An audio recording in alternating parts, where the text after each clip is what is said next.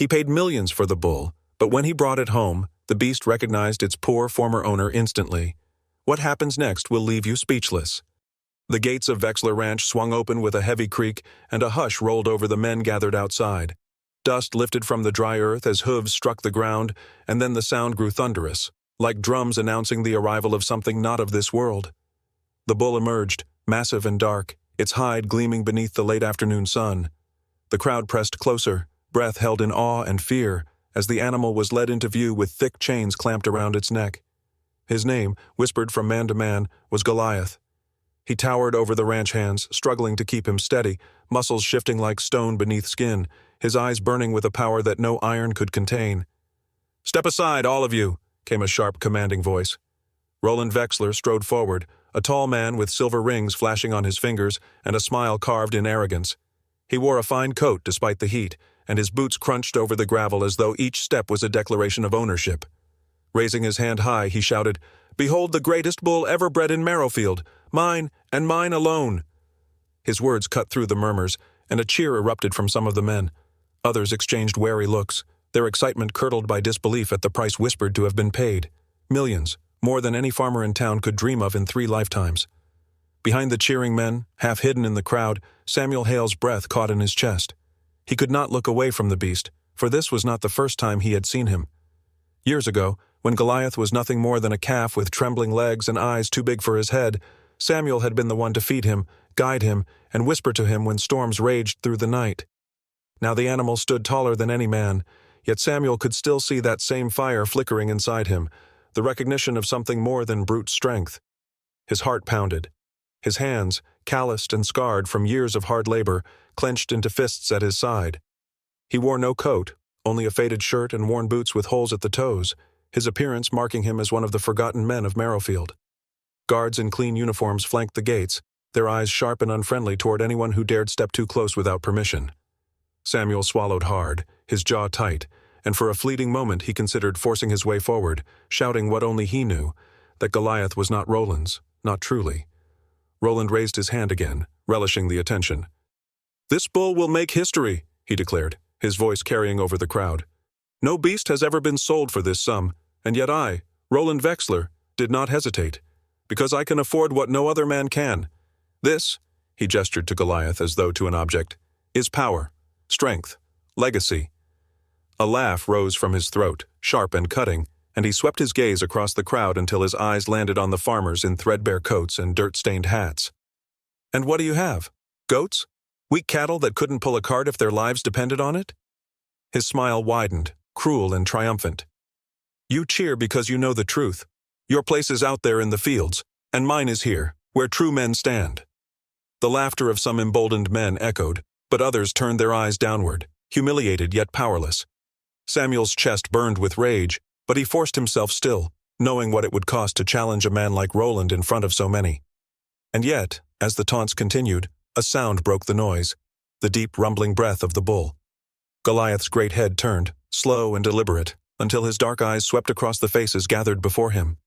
The men closest to him stepped back instinctively, afraid of what such a beast might do if he broke free of his chains. But Goliath did not look at them. His gaze kept searching, scanning the crowd as though for something, or someone. Then his eyes found Samuel. The air seemed to change. Samuel's breath hitched as their gazes locked, and the world around him blurred. The laughter, the boasting, the jostling of the crowd, all of it fell away in that single moment. Goliath stilled, nostrils flaring, muscles tightening beneath his hide. His ears flicked forward, and then his great head dipped, low and slow, not toward Roland but toward Samuel. Gasps spread through the men nearest the front. "Did you see that?" one whispered, his voice tight. "He's bowing." Another shook his head, disbelief written on his face. "No, impossible. Must be the sun, the heat, something." Roland's smile faltered, if only for a heartbeat, before he barked a laugh to cover it. "The beast is restless, nothing more," he snapped, snapping his fingers at the handlers. "Keep him steady. He knows who owns him now." But Samuel could not move, his chest rising and falling with sharp breaths. His fingers trembled at his sides, not with fear, but with the overwhelming flood of recognition.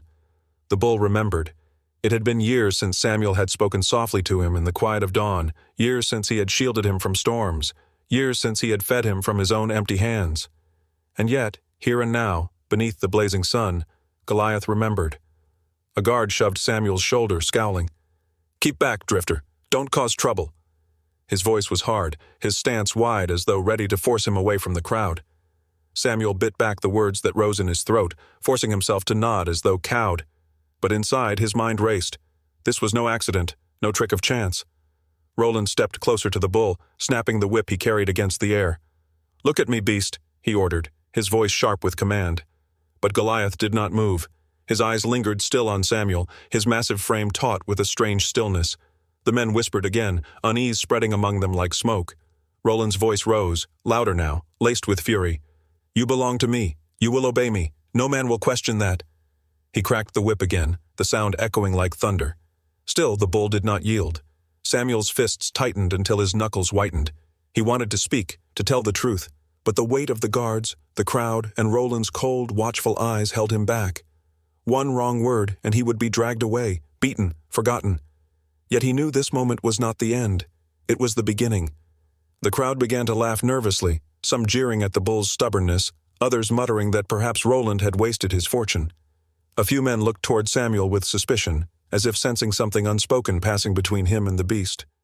Samuel turned away slightly, lowering his head, though his heart hammered with both dread and a rising, undeniable hope. He whispered under his breath, so quiet that only he and the wind could hear. "You remember me, don't you, old friend?" The bull snorted, a sound that rumbled deep and strong, and stamped his hoof once against the ground. Dust rose in a small cloud, and more than one man in the crowd jumped back. Roland's laughter returned, forced and brittle. "Do not mistake coincidence for loyalty," he sneered. "This is my bull, bought with my gold, and no beggar's stare will change that." But as Samuel stood there, fighting the urge to step forward, he felt the eyes of the beast on him, unwavering and true. And though Roland's pride filled the air like smoke, there was something stronger stirring in that moment, something money could not buy and no whip could command. A quiet tension simmered, for while Roland thought he had purchased power, no amount of wealth could erase the bond that had been forged years before in silence and struggle. The stage was set for something none of them could predict, and though the crowd laughed and marveled, the bull's dark eyes shifted strangely toward Samuel, as if memory itself had returned to life. The stands shook with the weight of men crowding shoulder to shoulder, their boots scraping against the wooden planks, their voices rising like waves before a storm. The air was thick with dust, sweat, and expectation. All eyes were on the arena floor where a wide dirt ring stretched beneath the blazing sky, circled by heavy rails and guarded by handlers gripping spears and whips. At the far end, a towering iron gate rattled as something massive struck it from the other side. "Hold steady, men," a handler barked, sweat rolling down his temples as he braced his weight against the chain. The pounding from within grew louder, each strike a tremor that seemed to shake the ground itself. The crowd leaned forward, restless with excitement, as though each man was waiting for proof that money could truly command what nature had built to stand unconquered. Roland Wexler entered the ring with a swagger that silenced every voice at once. He wore a dark coat despite the heat, polished boots that gleamed under the sun, and in his hand a whip coiled tight, gleaming at the edge. He lifted his arms wide, soaking in the attention, his smile arrogant and theatrical. "Gentlemen," he shouted, his voice booming across the arena, "you have traveled far to witness what no man has ever seen before. Today, you will see obedience carved into power itself." He struck the whip against the dirt for effect, sending a sharp crack into the air that echoed against the wooden walls. "This beast will kneel before me and me alone!" Cheers broke out, mingled with laughter, and wagers shouted from every corner. Some men waved hats, others exchanged coins, betting on how long it would take before Roland proved his dominance. But not all eyes were fixed on him. Hidden among the crowd, half lost in the shadow of the stands, Samuel Hale pressed his hands against the wooden rail, his breath unsteady. He had slipped past the guards earlier, avoiding their suspicious glares by ducking through gaps in the crowd. Now he stood packed between strangers who had no idea that the ragged man among them had once raised the very bull they came to watch. His shirt clung to him with sweat, his chest tight as he listened to the excited chatter. "Think he can really make it kneel?" a farmer beside him muttered, scratching at his chin. "Course he can," another replied with a smirk. "Paid more gold than any man's worth. That bull'll break before it disappoints him." Samuel lowered his head to hide his face, his jaw tightening at their words. They didn't understand. They couldn't. Goliath was not a prize to be bought, nor a machine to be broken. He was alive, proud, and, Samuel hoped, still capable of remembering the bond they had shared. Roland snapped his fingers, and the handlers heaved open the iron gate. A roar filled the air as Goliath stormed into the arena, his hooves tearing into the dirt like thunder. The ground shook beneath him, and the stands trembled with every step. Men gasped at the sight. The bull was larger than they imagined, his horns curving like blades, his chest broad as a wall, his dark hide shining with sweat and strength. "Magnificent, isn't he?" Roland boasted, pacing the ring with whip in hand. "Worth every coin, and more." He turned sharply, raising his arm. "Now watch as he kneels to his master." The crowd hushed, anticipation crackling in the air. Roland barked a sharp command, his voice loud and commanding. He cracked the whip, the sound slicing through the air. But Goliath did not move. The bull stood tall, his muscles rippling, his head raised high as his deep breaths fogged in the warm air. Roland's smile tightened, but he tried again, louder this time, the whip snapping dangerously close to the bull's side. Goliath flinched but did not bow. Instead, he shifted, his heavy head turning, eyes sweeping across the sea of faces in the stands. Samuel felt his chest seize. The bull's gaze moved past the handlers, past Roland, past the shouting crowd. Then, like an arrow loosed straight to its mark, Goliath's eyes found him. The world seemed to pause. The crowd's noise dulled into a muffled hum. Samuel's vision blurred at the edges as the bull's dark, knowing stare fixed on him. Goliath's ears flicked, his nostrils flared, and slowly, so slowly, he lowered his massive head, not to Roland but to the ragged figure standing half-hidden in the stands. Gasps erupted from every corner. Men leapt to their feet, pointing, shouting. "Did you see that?" someone cried. "He's bowing! To him!" Roland froze, whip raised mid-air, his face paling before flushing red with fury. "No!" he shouted, his voice cracking like the whip itself. "He bows to me!" He lashed the whip again, desperate, but the bull did not turn to him. Goliath's focus remained locked on Samuel, unwavering and true. Samuel's heart pounded. Without thinking, his body moved on its own. He stepped forward through the crowd, pressing past startled men who muttered in disbelief. His lips parted, and words rose from him like breath from old memory. Words he had spoken years ago when Goliath was small and frightened. Words that had soothed the beast on stormy nights. "It's me," he whispered, his voice trembling but clear. "Easy, boy. You remember. I'm here." The arena fell silent as the bull stilled. Then, with a sound that shook the dust from the ground, Goliath gave a low rumble, deep and resonant, before lowering himself ever so slightly, a gesture of calmness that no one could mistake. The crowd erupted, chaos breaking out. Some men cheered wildly, others shouted accusations. "It's a trick," one barked. "The beggar bewitched it." Another clutched his hat, shaking his head. "No trick! That bull knows him! By God, it knows him!" Roland's pride cracked like glass under pressure. His hand trembled as he gripped the whip, his jaw clenched so tightly his teeth ground together. For a moment his mask slipped, his fury plain for all to see. But just as quickly he straightened, forcing a brittle laugh. "Coincidence," he snapped, glaring at the crowd.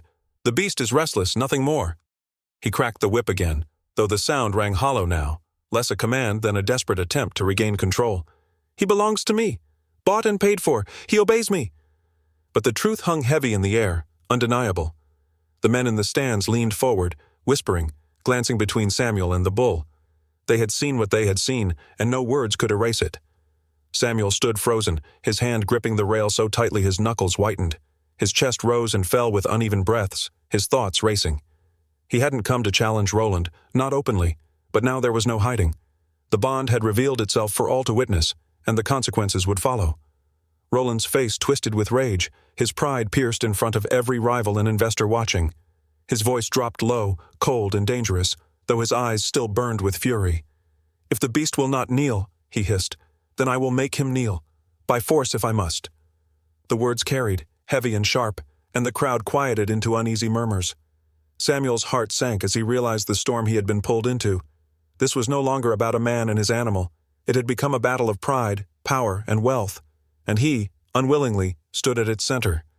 Samuel now found himself caught in a storm he had not planned for, as whispers spread that perhaps money could not truly buy loyalty. The night was heavy with silence until it cracked with the sound of laughter. Harsh, cruel laughter. Roland's men huddled near the edge of the ranch, their torches sputtering against the dark sky. The flames painted their faces in jagged strokes of orange and black as they spoke in low, eager voices. Roland stood at the center of them, his polished boots gleaming faintly in the firelight, his eyes sharp with hatred that no amount of gold could mask. "He will kneel tonight," Roland declared, his voice a hiss edged with venom. "If he will not bend for me, he will bend for pain." The men grinned, raising their spears, their shadows stretching across the dirt like hungry beasts. One of them chuckled, his tone mocking. "And what of the beggar? The one who made him bow in daylight?" Roland's face hardened. "He will be broken as well. No man steals my moment and walks away whole." From the darkness beyond, Samuel listened, pressed against the rough trunk of an oak that grew at the boundary of the ranch. He had wandered the outskirts searching for rest, but the cruel mirth had drawn him like a moth to flame. Now, his breath quickened, his heart thundering in his chest as he pieced together the intent of their words. They meant to torment the bull, to strip him of spirit until he was nothing more than a caged thing. And worse, Roland wanted him gone, silenced, erased. Samuel's fists clenched against the bark. Memories of Goliath as a calf, gentle eyes, soft snorts, the warmth of trust, rushed through his mind. He could not stand by and let cruelty grind that bond into dust. Pride was not worth the soul of an animal, nor the life they had shared. He whispered under his breath, almost like a vow, "I will not let them take you." When the torches of the private gathering lit the arena again, Samuel moved. He crept through the shadows, slipping past the guards distracted by drink, past the stalls where horses stirred uneasily at the scent of fire. His ragged clothes helped him vanish into the darkness, a ghost among the beams and rails until at last he reached the edge of the ring. Inside, the men circled with spears in hand. Their laughter rang hollow against the night air, but their eyes gleamed with the thrill of violence. Goliath stood in the center, his massive frame shifting restlessly, his breath huffing clouds that shone in the light of the flames. The bull's muscles rippled as he stomped the ground, uneasy, sensing the cruelty in the men who closed in around him. "Drive him down!" Roland barked, his voice sharp. "Make him kneel or break his legs trying." The men lunged forward, their spears jabbing. The sharp points sparked against the bull's hide as Goliath bellowed, his roar echoing so loudly the very stands seemed to tremble. He spun, his horns slicing through the air, forcing the men back with sudden terror. But each time he resisted, more torches pressed close, more spears cut at his flanks. Samuel's blood burned as he watched. Every cry of the animal felt like a wound to his own chest. He could not wait longer. Pushing past the fear that clawed at his mind, he vaulted the low barrier and stumbled into the dirt ring. "Enough!" His voice rang clear, though his body shook. Dust clung to his shirt, his arms spread wide as he placed himself between the bull and the advancing spears. His eyes locked on the men who faltered in their charge. "You will not break him." The torches wavered as the men hesitated, startled by the sudden intrusion. Some snarled, lifting their weapons higher, while others glanced uneasily toward Roland. Roland's lips curled into a sneer. "So, the beggar crawls into the light." He gestured sharply. "Stand aside, or you will share his punishment." Samuel shook his head, his chest heaving with breath. "You do not understand him. You never will. He is not yours to command." Goliath's roar filled the night again, but this time it was different. The beast's wild thrashing slowed, his massive head turning, his eyes locking on the figure who dared step into the ring unarmed. Samuel's hand rose, trembling but steady, reaching out into the firelit air. "It's me," Samuel said, his voice low, steady, carrying across the silence. "I'm here, easy boy. You're not alone." The arena held its breath. Goliath's hooves stilled. His nostrils flared as he took in the familiar scent. Then, with a deep, shuddering exhale, the bull lowered his head toward Samuel.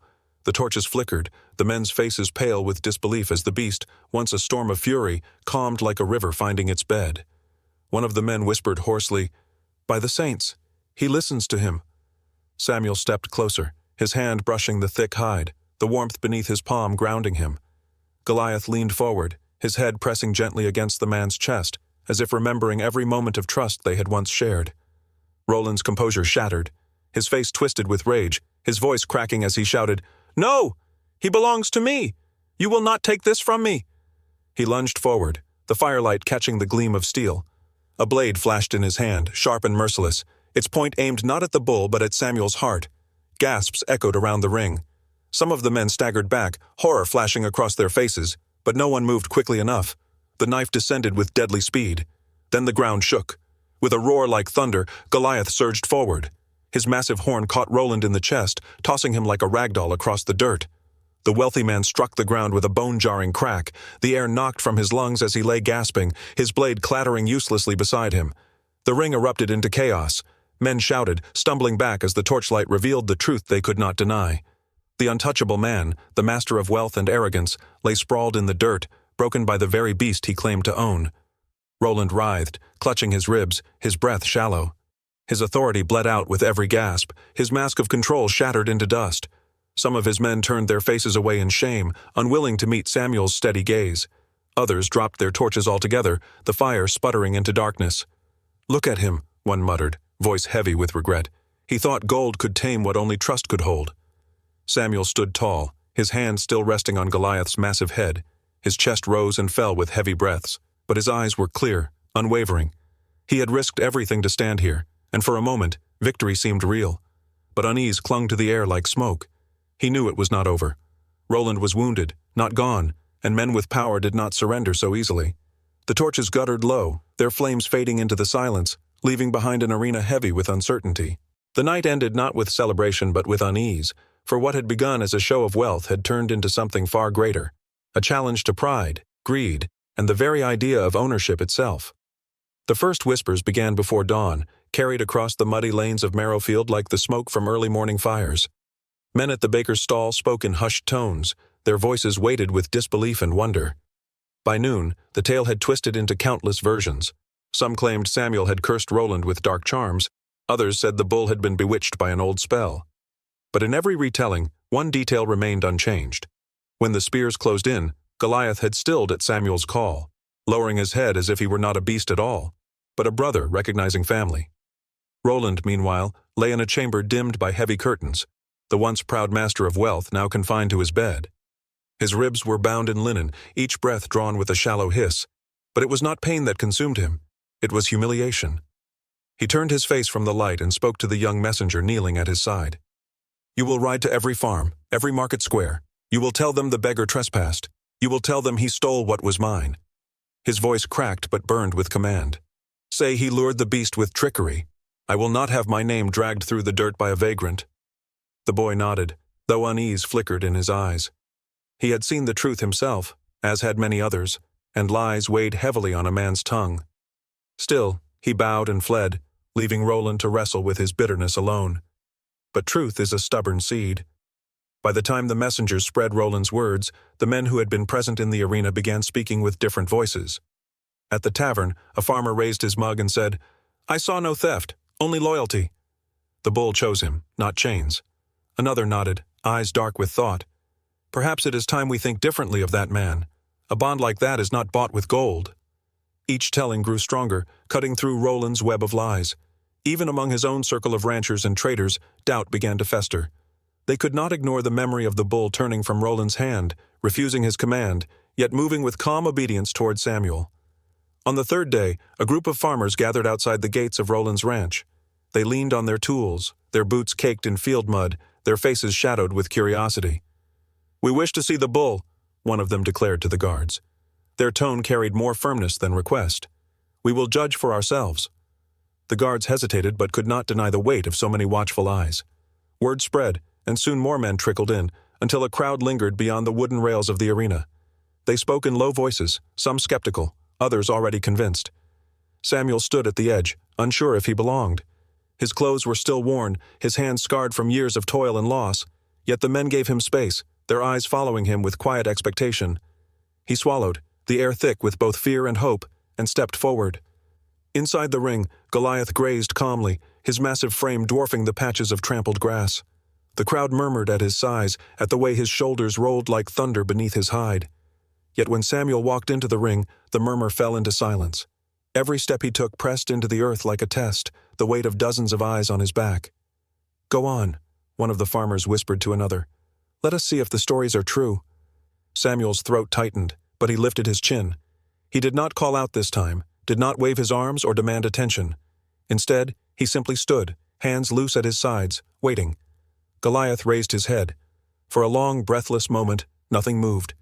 Then the beast stepped forward, slow and deliberate, each hoof striking the ground like the beat of a drum. Samuel remained still, though his heart pounded as if it would burst. The bull closed the distance, his shadow falling over the man. Then, with a deep rumble, Goliath bowed his head. Dust rose around them as the massive creature bent his neck, lowering himself in silent recognition. A gasp swept through the crowd. Men pulled off their hats, others clasped their hands before them, for it was undeniable. No command, no whip, no coin had bent the bull. Only trust, carved from years of shared labor and care, remained. One farmer muttered hoarsely, It is as we feared and hoped. The beast knows his true master. Samuel placed his hand on Goliath's head, his palm resting against the coarse fur. His eyes stung, but he did not look away from the gathered men. "He remembers me," Samuel said softly, though the words carried.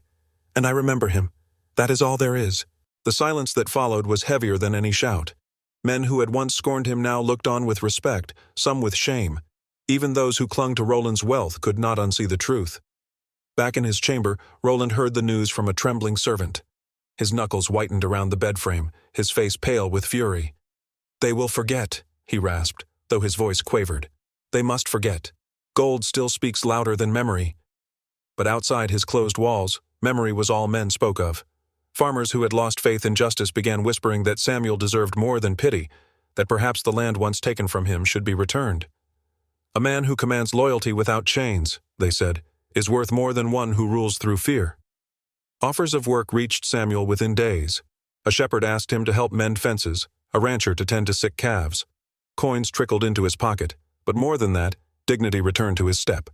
Wherever he walked, men greeted him with nods instead of mockery, their voices carrying respect instead of scorn. Still, Samuel did not boast. Each evening he returned quietly to the arena, sitting by the rails as Goliath grazed, the two sharing a peace no crowd could shake. When others joined him, they stayed hushed, as if intruding on something sacred. The bond had been carved into memory, a truth no man could erase. Roland still clung to his pride, his bitterness festering in the shadows, but his wealth had grown hollow. For every eye had seen what gold could never buy. And so it was that Samuel, once a forgotten man with nothing, stood as living proof that love and loyalty outlast greed. Goliath remained at the ranch, but no one dared defy the bond any longer, for it had been carved into the memory of all who witnessed it. And so, the poor man who had once been ignored walked forward with quiet dignity, while the one who thought money could buy everything was left behind, broken by the truth he had tried so hard to bury. Disclaimer: the story you just watched is fictional. It explores themes of loyalty, the value of connection over wealth, and the profound unspoken bonds between a human and an animal. This narrative aims to highlight that true love and trust cannot be bought, and that a genuine relationship is worth more than any price.